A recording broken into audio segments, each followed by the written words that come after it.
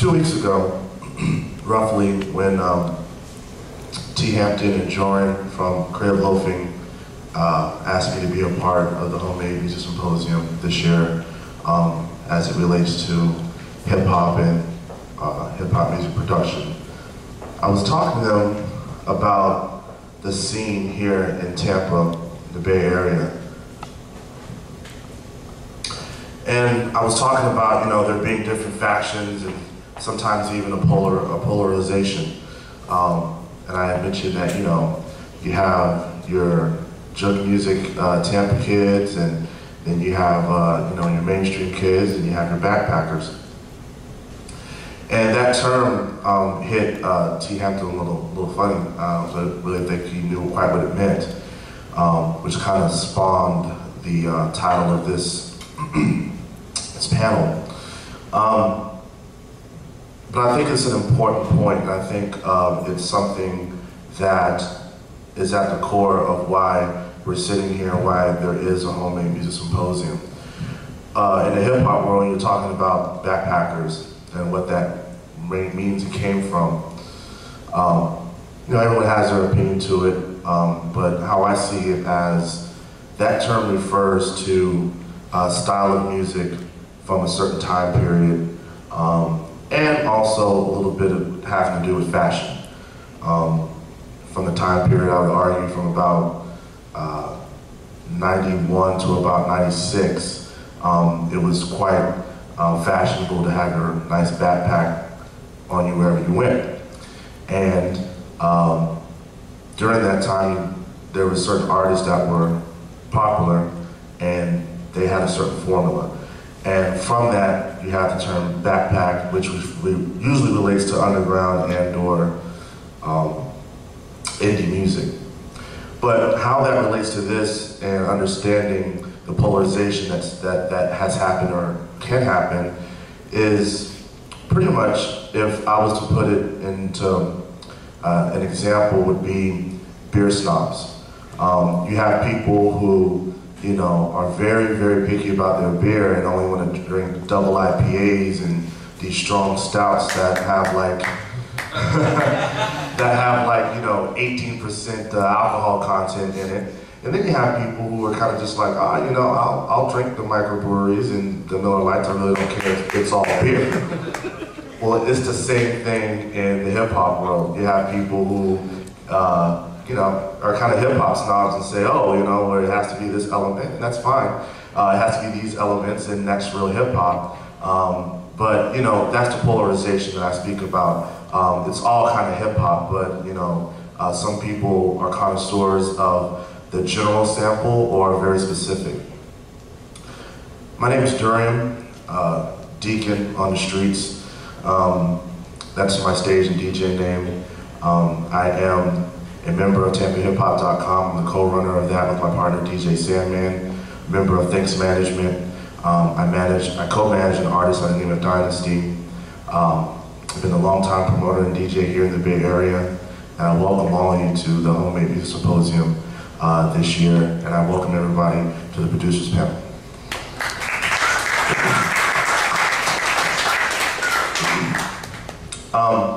I'm very honored and flattered to be asked to moderate this panel and be up here with extremely influential and talented producers here in the Bay Area and abroad. Unfortunately, one of our producers is a little late, may or may not make it.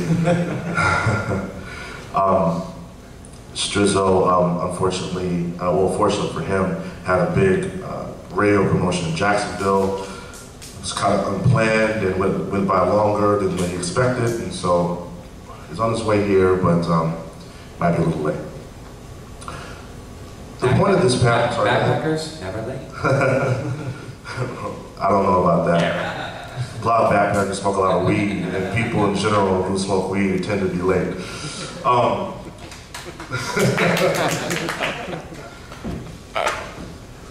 Let me just kind of give an overview about what this panel is about and what we're geared to discuss before I start getting into our these individuals up here. production of music in hip-hop has a lot of relevance in any other kind of music production in the wide world of music, whether it's rock or deep polka, disco, whatever you can think of as music. A lot of the formats and things are the same.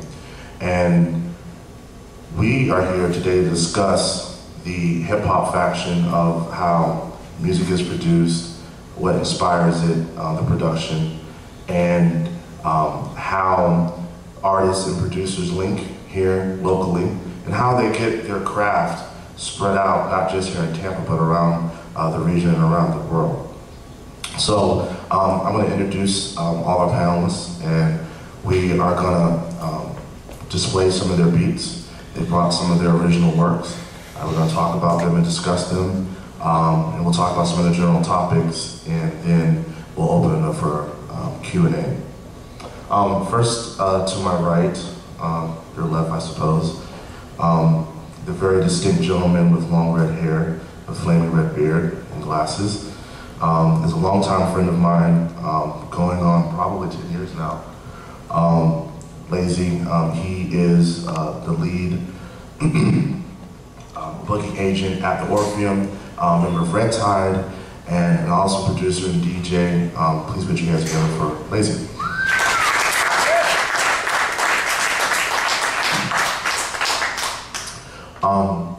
Next up we have Jinx, another friend of mine for a long time. I'm very fortunate that everyone up here are friends. I've known them for a while.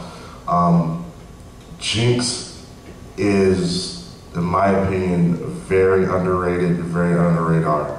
I think he's one of the talents here in the Bay Area that haven't really realized what they have here.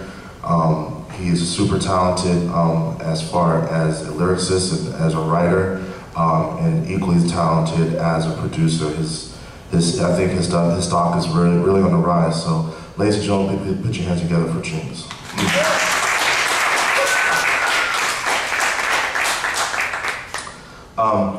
Another long-time friend of mine, I'm just going to put that in front of everything.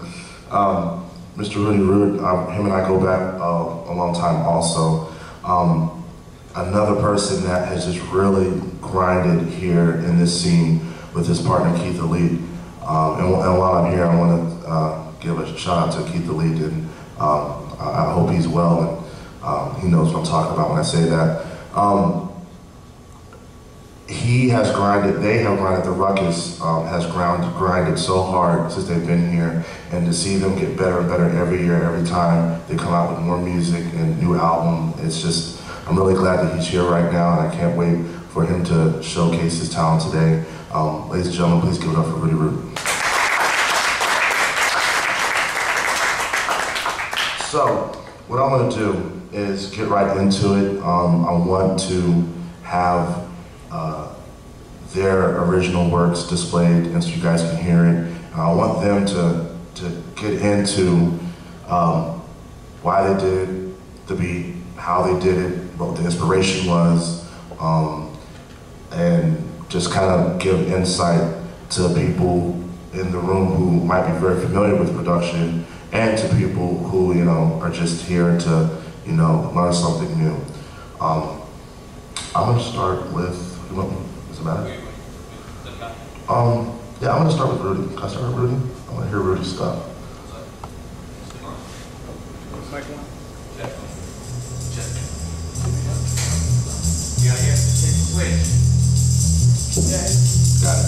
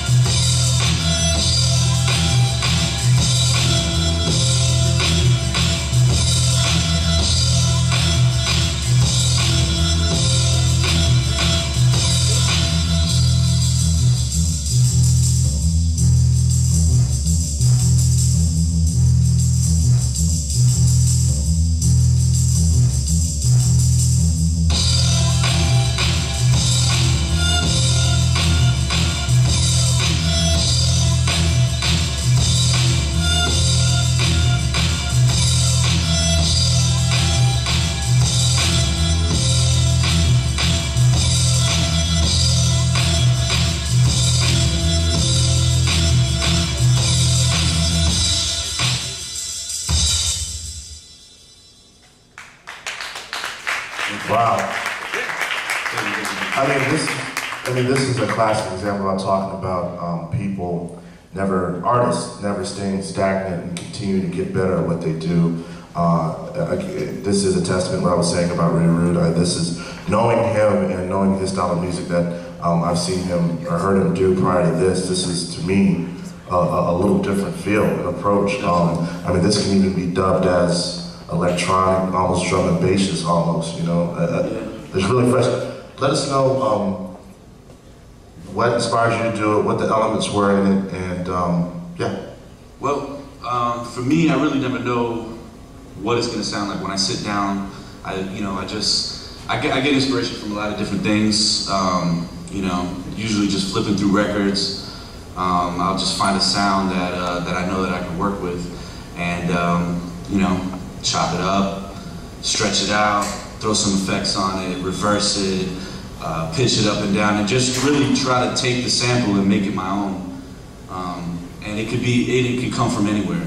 This particular record, the name of it is like, I cannot remember the name of it, but it's a 70s rock record that I got the samples from, and if you heard the original record, you would not hear the beat. You know what I mean? It's really not, it's not the same at all.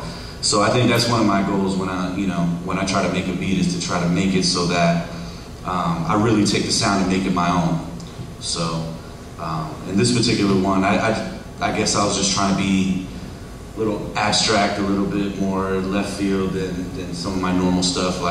So I think I've been leading, the past year or so, I think I've been leaning more towards trying to be a little more abstract and just try to develop, a signature sound, I guess. What kind of tools did you use to make the beat? This particular beat, I used, all I used really, I have an MPC 1000 and an electric bass and Pro Tools.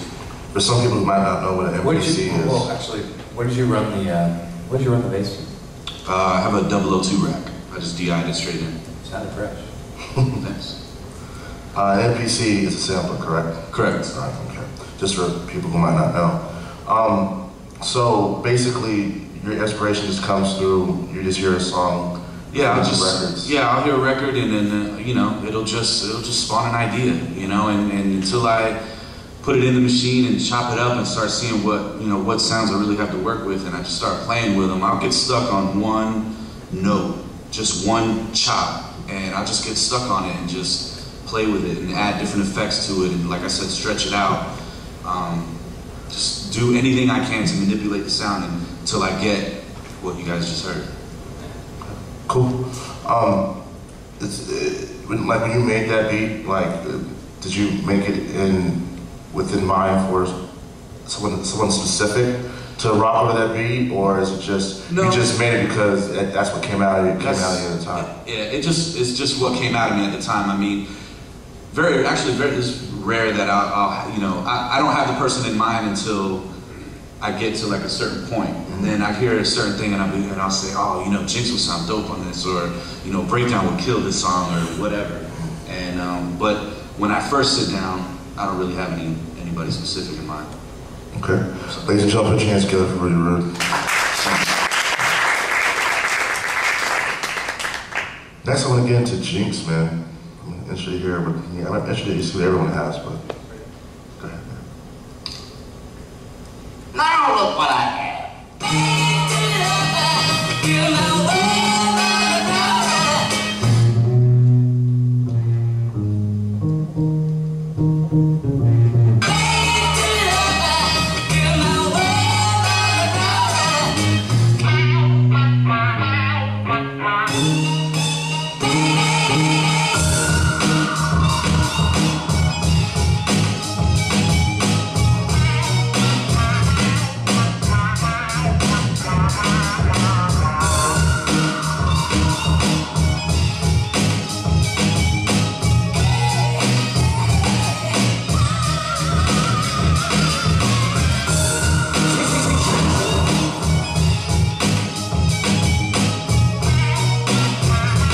All right,